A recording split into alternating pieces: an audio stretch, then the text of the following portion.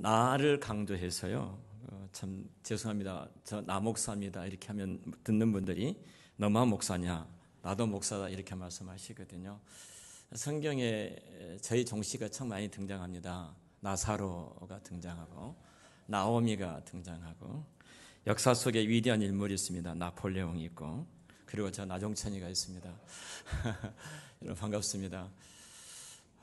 제가 이 교회에 이 무슨 집사님이 계신, 제가 일부 때는 그냥 성함까지 말씀을 드렸는데 이 무슨 집사님이 서울에 오시면 종종 제게 전화를 해요.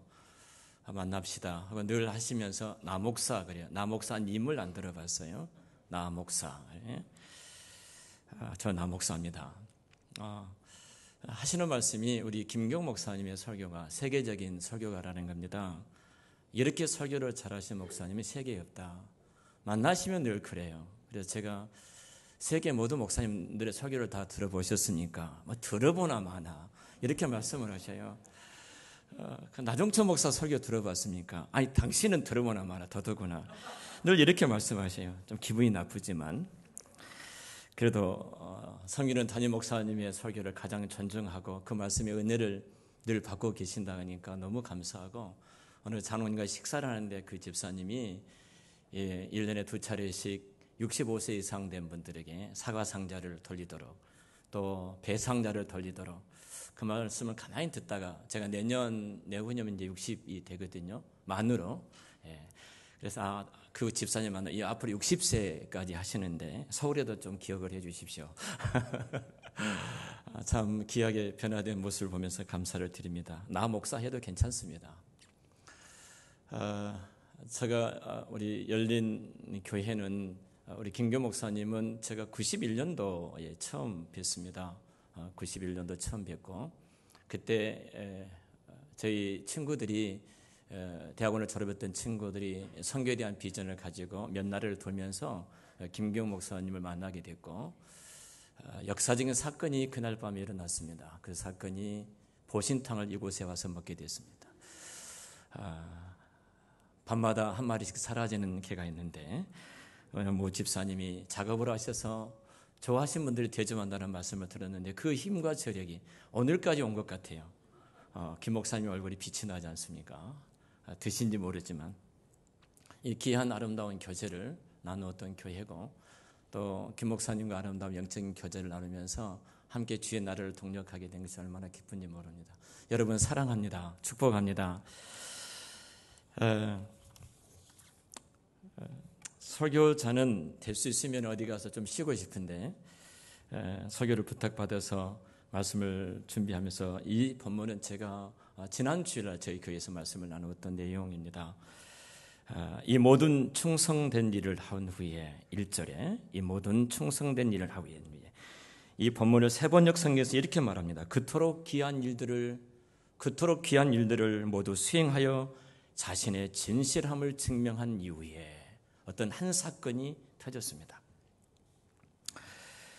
여러분 인생을 살면서 당해보신 적 있습니까? 당하는 것, 사기를 당하고 사고를 당하고 부상을 당하고 많은 당은 나의 생각과 나의 의지와 상관없이 어떤 예부로부터서 일어난 어떤 큰 사건들을 우리가 종종 목격하고 당하게 되어집니다.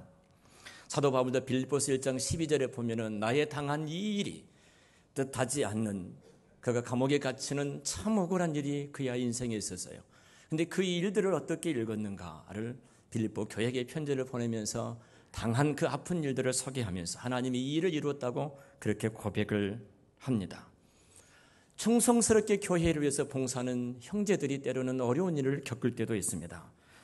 하나님을 정말로 신실하게 사랑하고 주의 교회를 아름답게 봉사하며 헌신했던 주의 백성들이 뜻하지 않는 사고를 당하기도 합니다.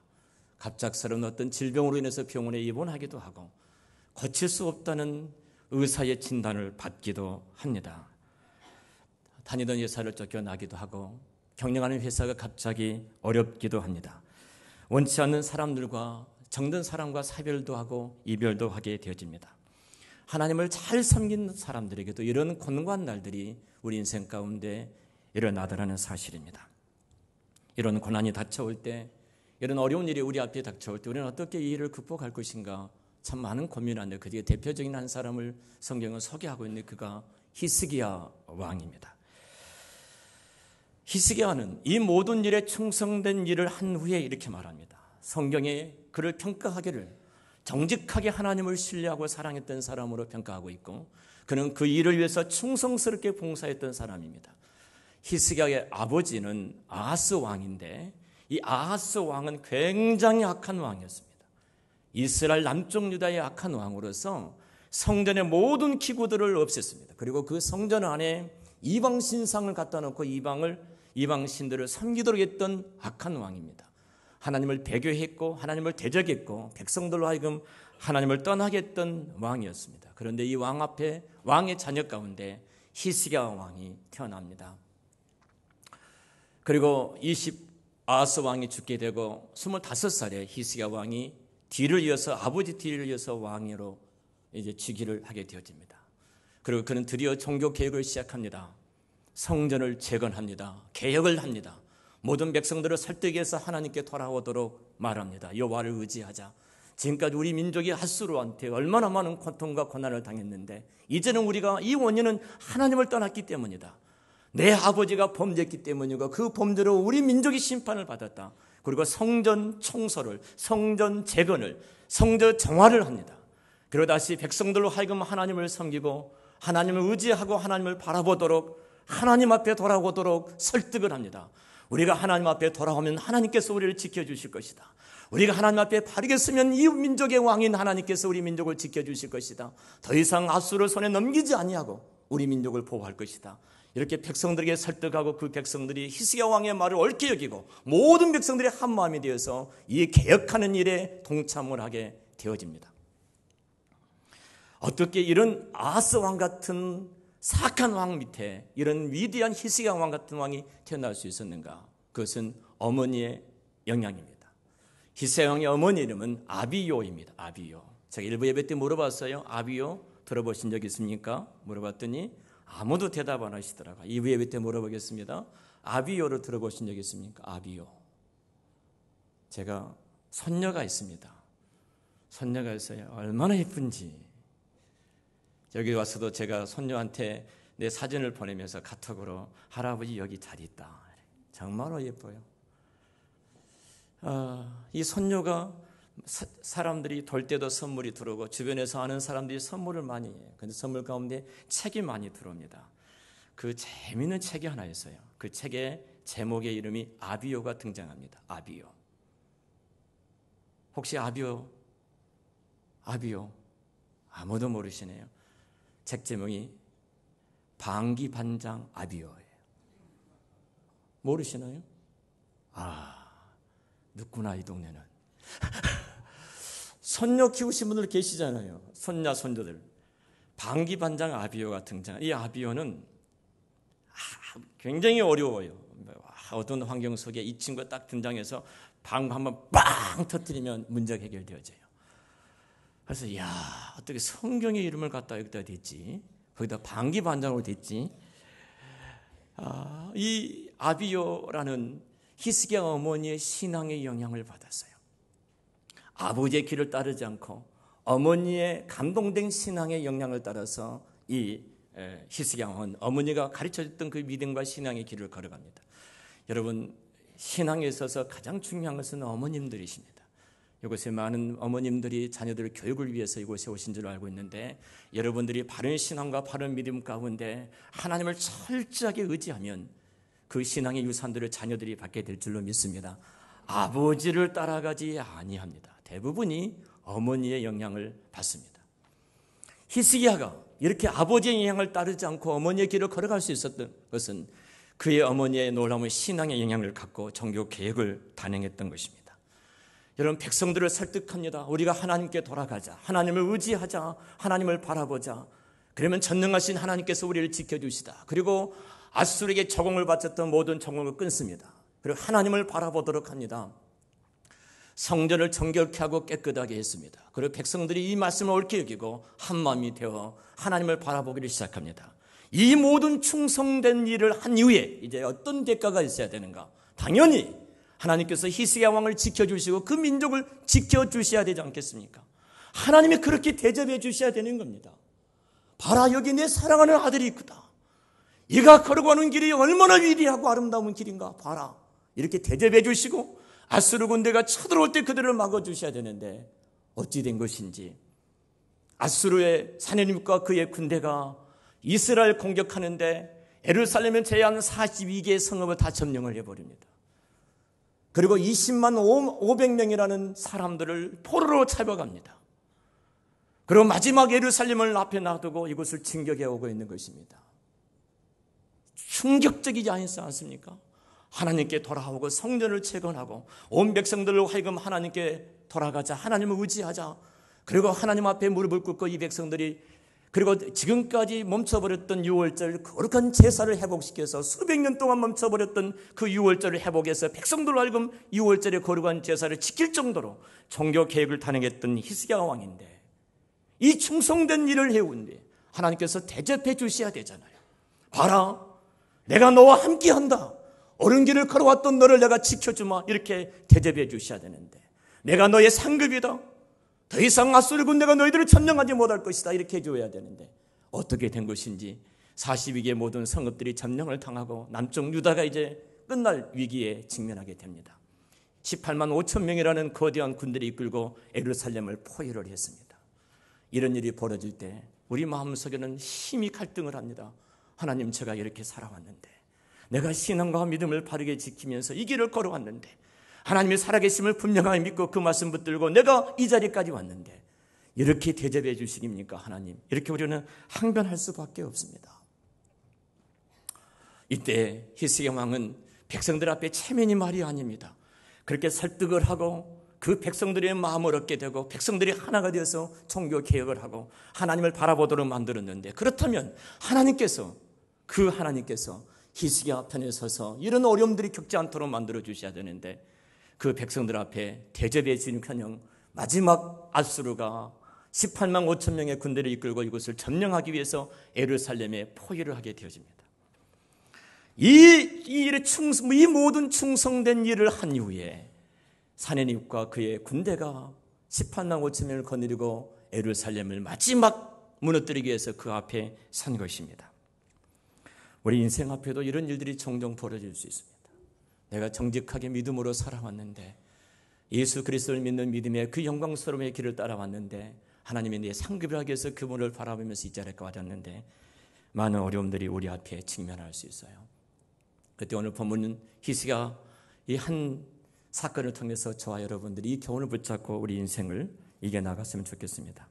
히스기야는 어떻게 이 문제를 풀어가는가? 가장 중요한 것은 그는 불평하지를 않았어요. 그는 원망하지를 않습니다. 그리고 그가 모든 장군과 방백들을 불러 모아놓고 회의를 합니다. 그리고 두 가지 일을 집중적으로 진행하고 있습니다. 그 중에 하나가 최선을 다한 겁니다. 뭐였다고요? 최선을 다했다. 최선을 다했다. 우리 그리스도인의 삶은 하나님의 절대적인 주권을 믿는 그리스도인이라면 내가 어느 곳에 부름받았든지 하나님이 그곳에 나를 세워주셨던 그 자리에서 우리는 최선을 다하는 것입니다. 제가 여기 오기 전에 저희 교회 한 성도가 이렇게 큰 식당을 하나, 대박 식당이라는 식당을 오픈을 했습니다. 그래서 제가 예배를 드리고 왔는데 그곳에 가서 이 말을 했어요. 참새 한 마리도 하나님께서 허락 없이는 떨어질 수가 없는데 그 참새 한 마리가 한 아수원에 팔린 것도 하나님의 허락 없이는 팔릴 수 없다는 절대적인 주권을 믿는 그리스도인인데 하물며 한 사람이 이 식당에 음식을 먹으러 들어오는 것 하나님의 역사가 아닌가. 하나님이 보내주시지 않으면 절대로 이 식당에 찾아올 수가 없다. 하나님이 보내주시기 때문에 이 식당에 찾아와서 음식을 먹게 되는 것이다. 음식을 먹을 때도 하나님께서 맛있게 먹도록 은혜를 주실 때 감동을 받고 맛있게 먹을 수 있는 것이지 그냥 한 것이 아니다. 그러면서 이런 말을 했어요. 이곳에 찾아오는 손님은 하나님이 보내주신 분이기 때문에 최선을 다해서 하나님을 섬기는 것처럼 하나님을 대접하는 것처럼 섬기고 대접하라. 할렐루야. 이렇게 말을 했어요. 오늘 우리 김 목사님이 장로님들과 같이 이제 잠깐 앉아 있었어요. 한국에 가서 집회를 가면은 그 교회에 얼마나 여전도 회원들이 정말로 그 과일을 비롯해서 음식을 비롯해서 따뜻하게 정말로 감동되게 대접하는데 우리 교회는 어떻게 된 것인지 음료수 하나 냉장고에 넣어놓고 외부에서 손님 오면 그거 하나 딱 내놓으라고 하시는데 참 이거 어떻게 해야 될지 저한테 그러시더라고요. 근데 장로님들이 그 말씀을 들었으니까 바뀌어질 줄로 믿습니다. 아멘 안 하시네요. 참. 안 하세요. 그래서 제가 민망해가지고 제가 이 말을 했어요. 세상에 한국의 음료수 아니냐고, 대한민국에서 만든 음료수를 이것까지 와서 먹게 되는데 이것이 큰 대접이다고 제가 웃으면서 말을 했어요. 하나님이 보내주신 거예요. 열린교회 오는 모든 성도들 하나님이 보내주신 줄로 믿습니다. 어떤 소문을 듣든 그 소문을 듣게 되고 마음에 어떤 감동을 주든 하나님께서 감동을 주셔서 그들의 발걸음을 이 교회로 인도해 주신 줄로 믿습니다. 우리가 그 인도함을 받고 이 교회에 왔어요. 할렐루야. 이런 하나님의 절대적인 주권을 믿는 그리스도인들은 주어진 삶 속에서 최선을 다하는 것입니다. 어느 곳이든지 최선을 다하는 거예요. 제가 최선을 다한 사람, 오늘 본문에 보면은 히스양이 이렇게 말합니다. 예루살렘 성 밖에 한 큰 저수지가 있습니다. 그 저수지의 물을 갖다가 예루살렘의 사람들이 그 물을 가지고 살아가는 것입니다. 그런데 아수르 군대가 42개 성읍을 계속 점령해 올 때 그가 했던 것은 이겁니다. 먼저 그 저수지를 다 메꿔버립니다. 성 밖에 있는 이 우물들을 아수르 군대가 사용하지도록 메꿔버려요. 그리고 지하 500m 깊이를 팝니다. 파서 그 물을 끌어서 이렇게 그 예루살렘의 성 안으로 끌어내서 그 물을 먹도록 하는 것입니다. 온 백성들이 그 마음을 한 마음으로 하는 거예요. 여러분 생각을 해보십시오. 이것이 전쟁을 하는 일에 무슨 상관이 있어? 우리도 힘들어 죽겠는데 지하를 파고 500m 깊이에서 지하를 파내려가지고 그곳에서 물을 끌어다가 이곳에까지 끌어올린다. 얼마나 어려운 일입니까? 그런데 백성들이 한 마음으로 이해를 합니다.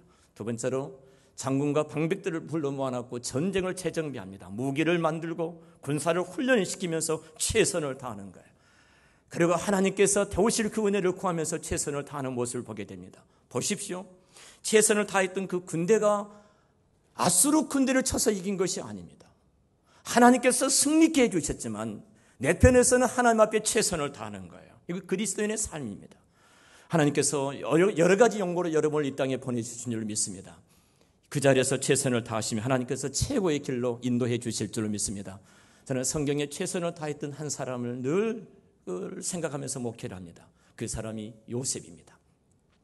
저는 요셉이 자기가 했던 목회 현장을 적용하면서 제가 늘 바라보는데요. 17살의 요셉이 형들의 미움을 사서 애굽의 노예로 팔려갑니다. 그리고 포디발의 집에서 10년 동안 충성합니다. 그리고 가정총무가 되어서 모든 채반, 보디발의 아내를 제한 모든 것을 다 경영하는 놀라운 은혜를 입게 되어집니다. 어느 날 그가 누명을 쓰고 다시 나올 수 없는 감옥에 들어갑니다. 감옥에 들어갔어요. 얼마나 원망스럽습니까? 하나님 앞에서 바르게 살려고 했습니다. 정직하게 살려고 했습니다. 보디발 아내가 유혹할 때 뿌리치면서 나오다가 소매가 옷이 찢어져 가지고 그것이 빌미가 되어서 나를 겁탈했다고 누명을 씌워서 다시 나올 수 없는 감옥에 가둬버립니다. 그의 나이 27살입니다. 건장한 청년이었습니다. 여러분 얼마나 환스럽습니까? 형들의 미움을 받아서 이곳에 팔려온 것도 고통스러운데 이곳에서 어느 정도 내가 성공할 정도로 자리에 올라갔는데 다시 누명을 쓰고 나올 수 없는 감옥에 들어갔다는 사실입니다. 죽어서 나오는 그 어두운 감옥에 그가 갇혀 있습니다. 만약 그곳에서 요셉이 하나님 앞에 불평하고 원망했다면 그의 생애가 어떻게 됐을까요? 그러나 그 감옥에서도 그는 최선을 다합니다. 그 최선을 다했던 요셉을 바라보면서 간수의 최고의 직책인 모든 총괄을 할 수 있는 총무 역할을 맡겨줍니다.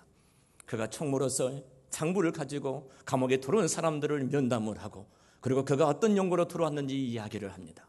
그리고 이르는 아침이 되면은 감옥 한 곳 한 곳 문을 돕니다. 여러분 그렇게 안 해도 되는 것입니다. 마치 목사가 성도들을 한 사람 한 사람 표정을 살피면서 면밀히 살피면서 그들의 영적인 깊은 근심과 고민을 바라보면서 기도하고 그들을 신방하고 그들을 양육한 것처럼 요셉은 감옥에서 그렇게 하는 거예요. 한 사람 한 사람 돌아봅니다. 이른 아침이 되었습니다. 하루는 감옥문을 하나 열고 보니까 얼굴에 큰 근심이 있어요. 그 사람은 포도주를 술을 맡은 간원장인데 술 맡은 간원장이 감옥에 들어온 것입니다. 그래서 묻습니다. 간밤에 무슨 일이 있었느냐 물을 때 그 속내의 이야기를 하는 겁니다. 아주 자세하게 이야기하는 거예요. 이 정도 자세하게 이야기했다는 것은 요셉이라는 사람이 누군지 몰랐겠습니까? 이 사람은 이방 사람이고 그리고 보디발의 집에서 그의 아내를 강간하려다가 누명을 썼지만 잡혀가지고 감옥에 들어왔고 감옥에 들어와서 열심히 하다 보니까 이 자리에 있었던 사람이라고 이런 정도로 알고 있었을 거예요. 그런데 그의 마음의 이야기를 다 털어놨습니다. 내가 꿈을 꿨는데 꿈의 이야기를 하는 것입니다. 요셉과 어떤 관계가 되면 그런 말을 하겠습니까? 내 깊은 마음의 이야기들을 내 깊은 내 속에 있는 여러 가지 아픈 이야기들을 할 수 있을 정도로 요셉과의 관계가 형성되어져요. 요셉은 감옥에서 몇 년 있었어요? 묻지 않겠습니다. 제가 대답하겠어요? 3년이 있었습니다. 3년 동안 그 감옥에 있었어요. 3년의 그 기간은 하나님께서 특별하게 요셉을 애굽의 총리로 세워서 열방을 구원하기 위한 구원의 경륜을 이루어가는 시간이었습니다. 그 3년이 MBA 코스였어요. 애굽을 경영할 수 있는 코스를 지금 허락하신 거예요. 돈도 내지 않고 하나님이 세웠던 그 한 학교 속에 그를 집어넣어서 철저하게 공부를 하는 거예요. 여러분, 여기서 인간관계 훈련을 합니다. 그리고 한 사람을 감옥에 들어온 사람을 만날 때마다 그가 어떤 연고로 감옥에 들어왔는가 말을 들었을 것입니다. 그리고 그들의 아픈 이야기를 듣고 공감을 하고 위로를 하고 격려를 했을 것입니다. 그리고 3년 후에 요셉이 드디어 애굽의 총리가 되어질 때 성경은 이렇게 말을 해요. 애굽의 모든 신하들이 바로를 요셉을 애굽의 그 바로 다음의 자리에 세워두고 가락지를 껴서 끼워주고 그의 말에 모든 신하가 복종하도록 명령을 내릴 때 성경은 이렇게 말을 해요. 애굽의 신하들이 바로의 신하들이 이 일을 좋게 여겼더라. 가능한 일입니까, 여러분? 이방인입니다. 노예로 팔려온 존재입니다. 듣는 소문에 의하면은 간통을 하다가 감옥에 들어온 것입니다. 신분을 정확히 알지 못합니다. 그런데 애굽의 모든 신하들이 옳게 여겼다라고 말을 합니다. 왕이 말하니까 순종했다가 아니라 요셉이 총리가 된 것을 좋게 여겼다 이 말이에요. 여러분, 요셉이 그냥 하나님이 뚝 떨어졌다고 하나님이 세우셨으니까 그렇게 여겼다고 생각을 하십니까? 아닙니다. 감옥에서 인간관계를 어떻게 했는가를 볼 수 있어요. 그 감옥 속에 3년 동안 있으면서 그 바로의 최측근들이 감옥에 갇힐 때 어떻게 정말로 그들을 대했는가, 그들과 관계를 유지했는가, 그리고 거대한 당시의 최고의 강대국이었던 애굽의 총리가 되어지는 모든 학문들을 그곳에서 공부를 한 거예요. 한 예를 들어볼까요? 여러분, 혐의살을 제가 혐의밥을 먹습니다. 혐의살은요 15일이 넘어버리면 벌써 벌레가 쓸기 시작합니다. 근데 창고에다가 14년을 그 쌀을 저장할 수 있다. 그 밀을 저장할 수 있다. 한국도요. 여러분 한 1년 2년 저장하면요 밥맛이 없습니다. 저장 기술이 탁월하게 우리나라는 뛰어납니다. 뛰어남도 불구하고 3년 넘은 쌀들은 맛이 없어요. 맛이. 근데 요셉이 그 많은 곡식들을 거둬들일 때 7년 흉년 동안에 창고에 쌓아놓은 것이 여러분 14년을 두지 않습니까? 14년을. 요셉은 전문적인 능력을 갖고 있습니다. 그런 전문적인 기술을 어디서 익혔을까요? 여러분, 바로 감옥 아닙니다. 하나님이 버리신 자리가 아니었습니다. 하나님이 내치신 자리가 아니라 그 감옥 속에서 애굽을 경영할 수 있는 모든 경영의 훈련을 그가 그곳에서 받았던 거예요. 그리고 흉년째 4년째가 됩니다. 3년이 되고 4년째가 되어지니까 요셉이 어떻게 한 줄 아십니까? 곡식들을 다 종자를 나눠줍니다. 7년이 흉년이 찾아온다는 사실을 알고 있으면서도 종자를 나눠줘서 파종하라고 그래요. 미친 짓 아닙니까? 모든 땅을 말라버렸습니다. 금이 다 갈라졌어요. 파종할 수가 없어요. 근데 이 씨앗을 나눠주면서 파종하라고 말을 합니다. 미친 짓 아니에요? 백성들이 볼 때 정신 나간 우루가 그쳐서 땅에다 죽어 있는데 그 씨앗을 나눠주고 파종하라는 말이 말도 안 되는 소리 아닙니까? 요셉은 땅이라는 것을 알았습니다. 땅을 알았어요. 그런 전문적인 지식을 한번 생각해 보세요. 땅이라는 것은요, 놔두면 죽게 되어 있습니다. 3년, 4년째가 되어지니까 땅이 다 죽어서 곡식을 소출하지 못하잖아요. 4년째가 되는 해부터 요셉은 씨앗을 줌으로써 파종하게 합니다. 그러니까 땅을 갈아엎은 겁니다. 산소가 공급되도록 만들고 미생물이 살도록 만든 거예요. 땅을 살리는 작업을 2, 3년 동안 계속 또 해가는 겁니다. 그리고 그 흉년이 그쳤을 때 순간적으로 애굽이 다 사는 땅이 되지 않습니까? 하루아침에 되어진 것이 아니에요. 전문적인 능력을 갖고 있었다는 사실입니다. 우리 그리스도인들의 삶이 무엇이냐는 겁니다. 내가 지금 보냄받은 그 자리에서, 내가 보냄받은 파송된 그 자리에서 때로는 내 달란트와 은사에 맞지 않고 할 수 없이 내가 그 자리에 있다고 생각하지 마십시오. 하나님께서 여러분들을 존귀하게 쓰시기 위해서 이미 그 자리에 두신 줄로 믿습니다. 그곳에서 최선을 다하십시오. 이것이 그리스도인의 삶입니다. 이 땅에 와서 함께 살아가는 여러분들도 내게 주어진 환경에 불평하지 마시고 최선을 다하십시오. 이것이 히스기야가 했던 방법입니다. 그래서 삶에 올립니다. 또 하나는 이 히스기야 왕은 하나님의 말씀을 가지고 백성들을 위로합니다. 그리고 그 말씀을 붙잡고 이사야와 함께 여호와의 전에 올라가서 기도를 드리기 시작합니다. 여러분, 하나님께서 열왕기하 19장에 이렇게 말씀을 해요. 20절에 보면은 하나님께서 아수르 왕 산헤립의 일로, 그 일 때문에 히스기야가 내게 와서 기도한 것을 하나님이 들으셨다, 이렇게 말씀을 하신 거예요. 이 일 때문에 히스기야가 이사야 선지자를 붙들고 성전에 올라가서 함께 기도했어요. 주변의 사람들이 뭐라고 말할지라도 설득을 하고 그 말씀으로 위로하고 그 말씀을 붙잡고 성전에 올라가서 기도한 히스기야를 만나게 되어집니다. 여러분, 이것이 성도들의 회복의 은혜가 있어야 됩니다. 예배가 회복이 되고 기도가 회복이 돼야 될 줄로 믿습니다. 사무엘상 2장에 보면은 1장이면 한 사람을 소개합니다. 여러분이 잘 아는 한나라는 여인을 소개해요. 근데 한나를 소개하면서 한나의 그 집안의 아버지, 그리고 할아버지, 그리고 증조 할아버지, 그리고 고조 할아버지, 현손까지 이야기를 합니다. 집안 대도를 이야기를 해요. 한나의 이야기를 하면서 그 가문의 내력을 이야기를 합니다. 한나가 여호와의 매년 때가 되면 여호와의 전에 올라가서 제사를 지내더라, 이렇게 말을 해요. 한나가 여호와의 전에 올라가서 제사를 지내는 그때가 여러분 어떤 때인 줄 아십니까? 이스라엘 영적으로 죽었던 사사 말기 시대 아닙니까? 어느 정도로 혼란스러우냐면요, 엘리 제사장이 영적으로 눈이 어두워져서 한나가 성전에 올라가서 기도하는데 기도하는 여인을 보고 뭐라고 그래요? 술 취했다가 대낮부터 술 먹고 와서 이곳에 올라서 술주정한다고. 이 세상에 이럴 수 있겠습니까? 그 아픈 쓰라린 가슴을 끌어안고 성전에 올라와서 기도하는데 그 아픈 고통을 끌어안고 와서 기도하는 그 여인을 바라보면서 대낮부터 술 먹고 술주정한다는 그 죽어있는 영적인 사람, 엘리 제사장. 엘리 제사장의 두 아들 홈니와 브느하스가 있습니다. 이 두 아들들은 성전 문 앞에 서서 이렇게 합니다. 사람들이 제사를 지내러 올 때 갈고리를 찔러가지고 좋은 고기를 다 착지합니다. 다 빼돌리는 거예요. 팔아먹고 삶아먹고. 여러분, 하나님 앞에 제사를 지내러 오는데 뺏어 먹는 겁니다. 이 정도가 아니에요. 성전 앞에서 여인들과 간음을 합니다. 제사장의 두 아들이. 당시에 얼마나 어두워졌던 시대인 줄 아시죠? 이런 내용이에요. 제가 이 교회에 예를 안 드리겠습니다. 저희가 교회가 제 한 사람 교회인데요, 목사가 영적으로 죽어 있습니다. 나중천이가.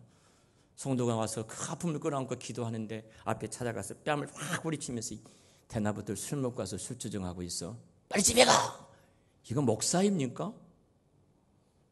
제게 두 아들과 한 딸이 있는데 두 아들이 교회 앞에 딱 서 있습니다. 뒷짐지고 뒤에다 칼을 딱 들고.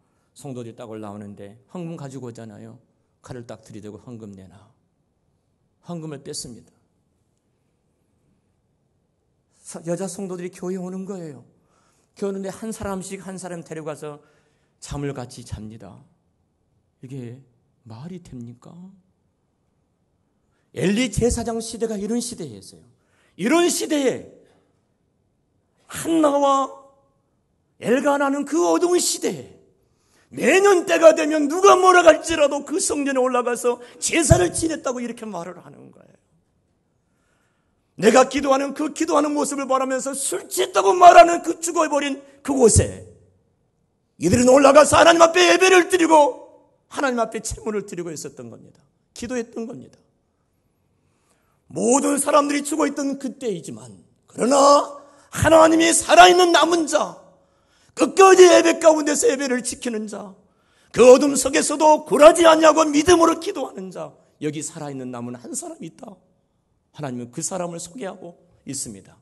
그것이 사무엘의 어머니요 구원자를 내는 역사가 있지 않았습니까? 우리는 우리들을 위해서 기도합니다만, 그러나 하나님은 그때마다 남은 자를 두셨던 것처럼 여러분의 생애 속에 마지막 히스기야 왕이 민족을 끌어안고 기도함으로 18만 5천 명이 한밤에 다 쓰러져 히스기야의 군대가 손을 대지 않고 승리를 거두었어요.